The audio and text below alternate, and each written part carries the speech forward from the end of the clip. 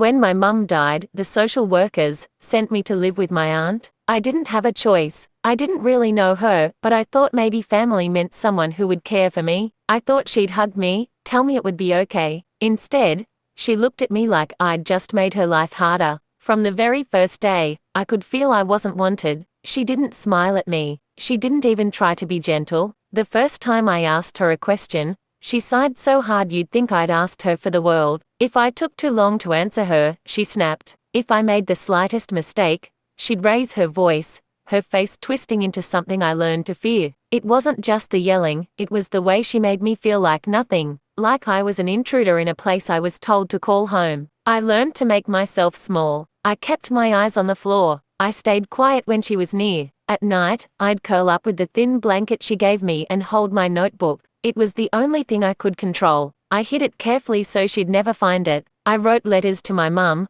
pouring out everything I couldn't say out loud. How lonely I was, how I felt like I didn't matter, how scared I was most of the time. In every letter, I told her the same thing: I'm going to find a way out. Days blurred into weeks. Some mornings, she'd barely look at me. Other days, she'd slam things around, muttering about how much trouble I was. I started to believe her words. I started to believe maybe I was trouble. One day, she sent me to the store. I lingered longer than I was supposed to, just so I wouldn't have to go back right away. I stood there, pretending to look at things I couldn't buy. That's when the woman behind the counter asked softly, "Are you okay?" I almost said yes. I almost smiled and lied, but something